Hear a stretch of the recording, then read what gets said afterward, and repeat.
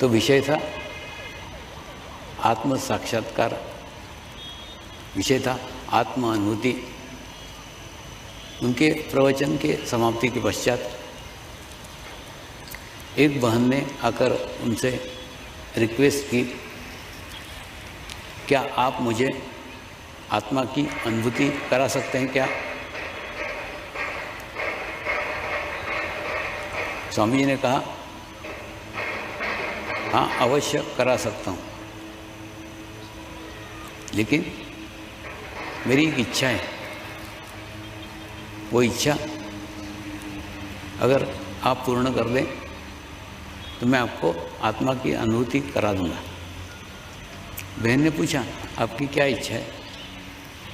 तो उन्होंने कहा, खूब दिनों से मैंने खीर नहीं खाई है और मुझे खीर खाने की खूब इच्छा हो रही है, तुम मुझे खीर बना करके खिला दो,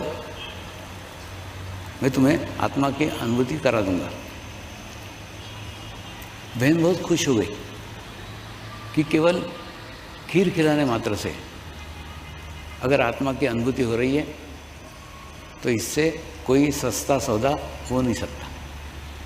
तो वो बड़े खुशी से, बड़े प्रसन्नता से अपने घर गई।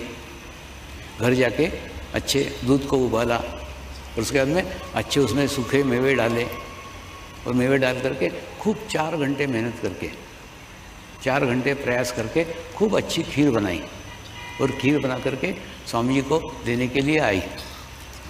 उसको स्वामी जी ने जैसे ही आते देखा, उन्होंने क्या करा, थोड़े नीचे गए, नीचे जा कर के एक नाला बह रहा था, वो नाले का गंदा पानी अपने कमंडलों में भर लिया, कीचड़ में भर लिया और उसके बाद में ऊपर आके बैठ गए। जैसी बहन आई तो उन्होंने बहन को कहा, ये ले, ये कमंडलू रखा है, इस कमंडलू में तू खीर बना के लाई ना, डाल दे। वो बहन ने देखा कमंडलू एकदम गंदा था, कमंडलू में खूब कीचड़ था। बहन ने कहा, आपके कमंडलू में बहुत कीचड़ है, आपके कमंडलू में बहुत गंदा है, मैं उसको साफ़ करके लाती हूँ, बाद में उसमें खीर डालूँगी। स्वामी जी बोले, नहीं, इसी के अंदर डाल। बहन बोली, ये खीर मैं तुम्हारे लिए बनाई हूँ, तुमको ही देना चाहती हूँ, लेकिन ये कमंडलू में डालूँगी तो खीर खराब हो जाएगी। स्वामी जी ने कहा, लेकिन तूने मेरे लिए बनाई ना, तो मैं कह रहा हूँ डाल, तो डाल दे।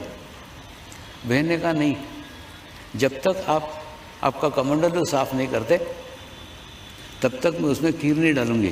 मैंने 4 घंटे मेहनत करके वो खीर बनाई है, तो ऐसे मेहनत की हुई खीर आपके गंदे कमंडलों में कैसे डालूं? स्वामी ने उत्तर दिया, जो खीर तूने 4 घंटे मेहनत करके बनाई थी वो भी तो गंदे कमंडलों में डालना नहीं चाहती, तो मैंने पूरे जीवन भर मेहनत करके, जीवन भर तपस्या करके जो परमात्मा की अनुभूति प्राप्त की है वो तेरे कमंडलू में कैसे डालूं? तेरा भी चित्त रूपी कमंडलू गंदा है, उसमें कीचड़ है, उसमें मिट्टी है। जब तक तेरे चित्त को शुद्ध नहीं करती तब तक मैं अनुभूति नहीं करा सकता। मैं अनुभूति कराना चाहता हूँ, लेकिन जब तक तेरा चित्त रूपी कमंडलू स्वच्छ नहीं होता मैं उसमें अनुभूति चाह कर भी नहीं करा सकता। हमारा भी ऐसे ही है, हमारा चित्त जब तक शुद्ध नहीं होता, हमारा चित्त जब तक पवित्र नहीं होता तब तक कुछ भी हम कर लो कुछ फ़ायदा नहीं है, कुछ उपयोग नहीं है। हम क्या करते हैं, किसी मंदिर में जाते हैं, वहाँ पे थोड़ा झुकते हैं, अपने शुद्ध को शुद्ध करते हैं। किसी स्वामी के सामने जाते हैं, वहाँ थोड़ा सा झुकते हैं, फिर हम हमारे चित्त को शुद्ध करते हैं। ऐसे चित्त शुद्धि नहीं होगी, थोड़ा सा फर्क पड़ता है। ये समझ लो, कल्पना करो तुम एक गंदे पानी की बोतल हो और वो बोतल ले आके तुमने किसी मंदिर के सामने थोड़ी सी झुकाई, 2-4 बूंद उसमें का गंदगी निकल गई, लेकिन पूर्ण बोतल स्वच्छ हुई क्या? नहीं। तुम किसी स्वामी के सामने गए, वहाँ थोड़ी सी बोतल झुकाई, फिर 2-4 बूंद गिराया उसमें से, तो बोतल स्वच्छ होगी क्या? नहीं। फिर तुम किसी तीर्थ क्षेत्र पे गए, वहाँ अपनी थोड़ी बोतल झुकाई, 2-4 बूंद गिराए, तो उससे बोतल स्वच्छ होगी क्या? नहीं। ऐसे थोड़ा थोड़ा छलकाने से कभी भी बॉटल शुद्ध नहीं हो सकती। बॉटल को शुद्ध करने के लिए आपको बॉटल को पूरी उल्टी करना पड़ेगा। जैसे आप बॉटल को उल्टी करोगे तो पवित्र चैतन्य को, पवित्र हवा को कहना नहीं पड़ेगा अंदर आ जा, अंदर आ जा, स्वयं हवा अंदर आ जाएगी। ठीक इसी प्रकार से जब आप आपके चित्त को रिक्त करते हैं, जब आप आपके चित्त को शुद्ध करते हैं, आप आपके चित्त को पवित्र करते हैं, तो ऑटोमेटिकली परमात्मा की शक्ति आपके भीतर प्रवेश कर जाती है। लेकिन वो शुद्ध करने की आवश्यकता है, चित्त को पवित्र करने की आवश्यकता है। दूसरा है ना, 21 जून को हम योगा डे मनाते हैं, और दूसरा आपने देखा होगा 21 जून को सभी न्यूज़पेपर के अंदर योगासन के चित्र आएंगे, सभी टीवी चैनल पे आपको योगासन के कार्यक्रम दिखेंगे। यानी योगासन यानी योगा, योगासन यानी योगा, केवल एक ही अर्थ लेकर के दुनिया में फैलाया जा रहा है। और जबकि अष्टांग योग का एक पार्ट, अष्टांग योग का एक भाग केवल योगासन है, सब कुछ योगासन नहीं है। लेकिन दिखाया जा रहा है कि योगासन यानी योगा, योगासन यानी योगा। माने अगर ऐसा ही एक जनरेशन तक चलता रहा, ऐसा ही अगर एक पीढ़ी में चलता रहा, तो क्या होगा, अगली जनरेशन को पता भी नहीं चलेगा योग यानी योगासन। वो यही समझेगी कि योगासन का अर्थ केवल योग है, जबकि ऐसा नहीं है। योग का क्षेत्र खूब विशाल है। आपके चित्त की शुद्धि करना, आपके चित्त को पवित्र करना, ये योगासन का उद्देश्य है। कुछ साल पहले मैंने ऑस्ट्रेलिया का दौरा किया था, और ऑस्ट्रेलिया के दौरा में एक कार्यक्रम में 5 योगा टीचर मुझे मिलने के लिए आए। और आने के बाद में मेरे अपेक्षा थी कि 5 योगा टीचर है, इसका चित्त भी शुद्ध होगा, चित्त भी पवित्र होगा। लेकिन देखा तो 5 योगा टीचर जैसे एखादे फैक्ट्री में से गुड़िया निकालते ना, वैसे खट खट खट खट 5 एक ही सुंदर सुडौल शरीर की थी, लेकिन उतना ही खराब, उतना ही कमज़ोर, उतना ही वीक उनका चित्त था। तो मुझे भी आश्चर्य हुआ कि इतनी अच्छी योगा टीचर है, इतना सुंदर सुडौल शरीर है, उसके बावजूद भी चित्त इतना कमज़ोर, चित्त इतना वीक क्यों है, इसका अंदाज़ा मुझे भी नहीं आया। लेकिन बाद में जैसे मैं घर गया, घर जाने के बाद में मुझे मेरे नानी की बात याद आई। मेरे नानी के सामने कोई भी जवान लड़की खूब देर तक आईना देखती थी, खूब देर तक मिरर देखती थी, तो मेरी नानी खूब ज़ोर से डांट लगा देती, बार बार मिरर मत देख, बार बार आईना मत देख। तो मैं मन में सोचता था वो लड़की मिरर देख रही है, वो लड़की आईना देख रही है, मेरे नानी का क्या जा रहा है, क्यों चिल्लाती। लेकिन उस दिन ऑस्ट्रेलिया में नानी क्यों चिल्लाती है उसका अर्थ समझ में आया। लड़की बार बार अपने शरीर को देखेगी, अपने अंग प्रत्यंगों को देखेगी, जबकि शरीर नाशवान है। तो अगर नाशवान चीज़ पे खूब ज़्यादा चित्त डालोगे, खूब ज़्यादा अटेंशन दोगे, तो क्या होगा, आपके चित्त का नाश होगा। बस वही गलतियाँ इन 5 योगा टीचर ने की थी। दूसरे दिन फिर ये योग के कार्यक्रम में मुझे मिलने के लिए आई। मैंने उनको कहा आपने अत्यधिक चित्त आपके शरीर के ऊपर डाला, इसीलिए आपका चित्त वीक हो गया है। तो उन्होंने कबूल किया, स्वामी जी आध्यात्म से हमारा कोई लेना देना नहीं था, हम तो केवल शरीर को सुंदर और सुडौल बनाने के लिए इस मार्ग में आए थे। मैंने उनको कहा शरीर सुंदर और सुडौल हो गया, लेकिन जो चित्त का नाश हुआ है, चित्त कमज़ोर हुआ है, उसका क्या। बोले स्वामी जी हुआ तो है, अब क्या करें। मैंने उनको कहा लोग पागल बोले तो भी चलेगा, रोज़ 1 घंटा आकाश की तरफ देखो। तो जैसे आकाश की तरफ देखोगे, आकाश नाशवान नहीं है। तो अगर आप आपका चित्त, अगर आप आपका अटेंशन आकाश की तरफ रखोगे, तो ऑटोमेटिकली आपका चित्त स्ट्रांग होना शुरू हो जाएगा, आपका चित्त पवित्र होना शुरू हो जाएगा, आपका चित्त शुद्ध होना शुरू हो जाएगा। ऐसा नहीं है कि चित्त शुद्धि के मार्ग नहीं, लेकिन सभी मार्गों को हमने अवरुद्ध कर दिया है, सभी मार्गों को हमने अशुद्ध कर दिया है। देखिए चित्त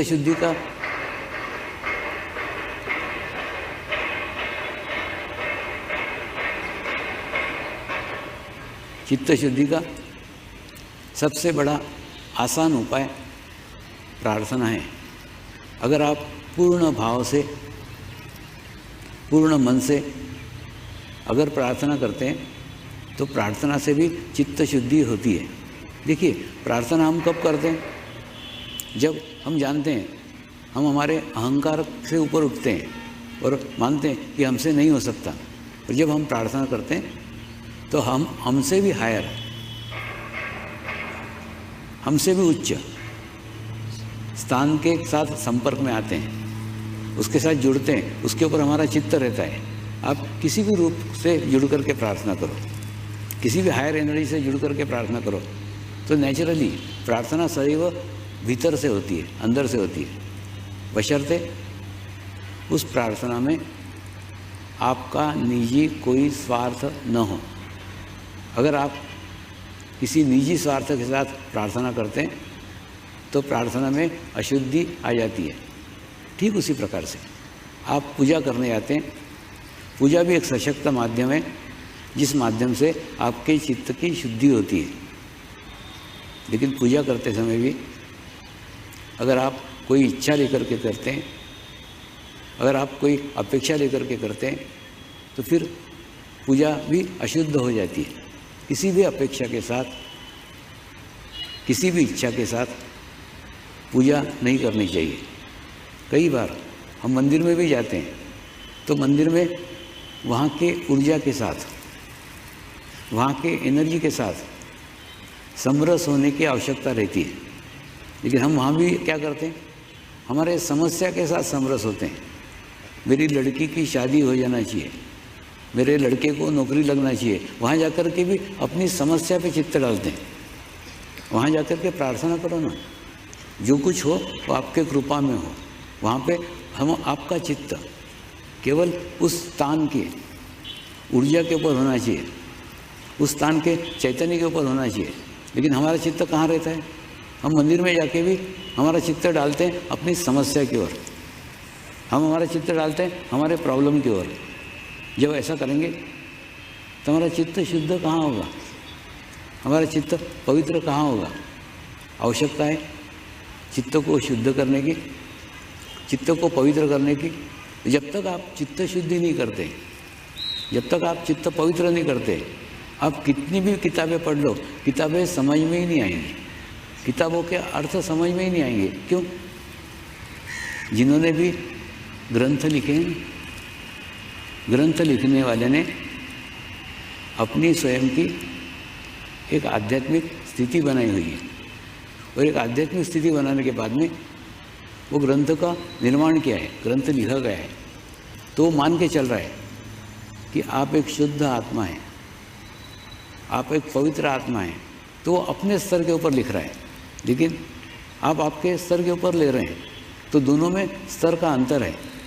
उसने लिखा किसी अन्य उद्देश्य से, आपने अर्थ लिया किसी अन्य उद्देश्य से। देखिए मैं आपको उदाहरण से समझाता हूँ। संत ज्ञानेश्वर जी ने कहा है, देवाच्या द्वारी उभा क्षण भरी जेणे मुक्ति करी साधिएला। यानी तो अगर भगवान के दरवाजे पे जाके रोज नियमित रूप से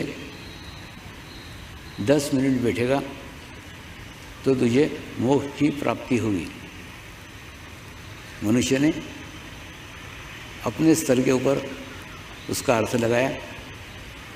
एक ईंट पत्थर का मंदिर बनाया और मंदिर के दरवाजे पे जाके रोज नियमित रूप से 10 मिनट बैठने लग गया और मन में कल्पना करने लग गया कि मैं रोज़ नियमित रूप से मंदिर आता हूँ, मंदिर के दरवाजे पे बैठता हूँ, तो मुझे मोक्ष तो मिलने ही वाला है।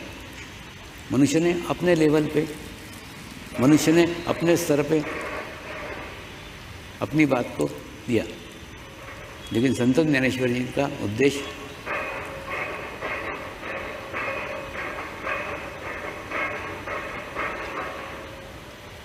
कुछ और ही था।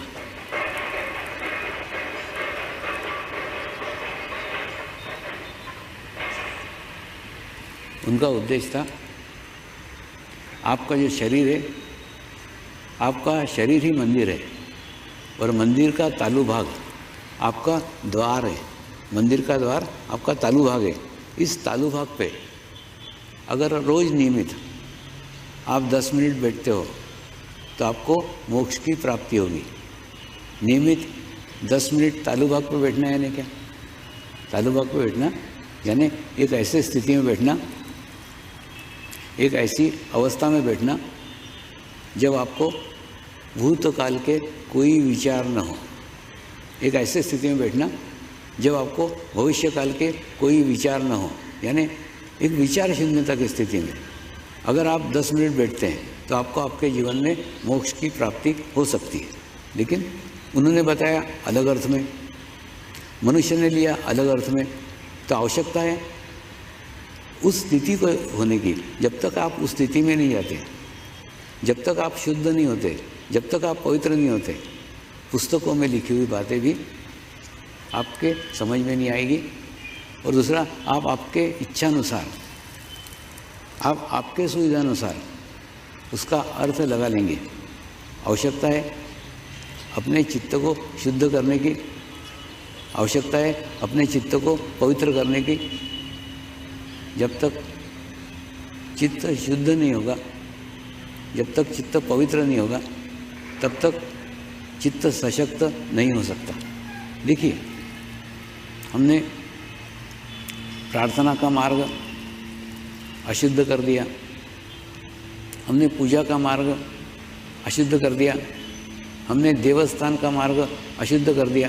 क्योंकि सब जगह हम हमारी समस्या के साथ, सब जगह हम हमारी इच्छाओं के साथ, सब जगह हम हमारी अपेक्षाओं के साथ जाते हैं। अब ये एकमात्र मार्ग, आखिरी मार्ग, ध्यान मार्ग बचा है। कृपया इस मार्ग में आप कोई इच्छा लेकर मत आइए, इस मार्ग में आप कोई अपेक्षा लेकर मत आइए और उसके बाद में फिर आप केवल एक शौक मान करके, आपको अच्छा लगता है इसलिए कर रहे हैं, ऐसा करके आप ध्यान मार्ग में आइए। आप देखेंगे आप जीवन के उस मुकाम तक पहुंच जाओगे जहां जीवन में पाने के लिए कुछ भी नहीं रहता है। आवश्यकता है नियमित रूप से अपने आप को समय देने की, आवश्यकता है नियमित रूप से ध्यान करने की। ये समझ लो चित्त आत्मा की आँख है कई लोगों को।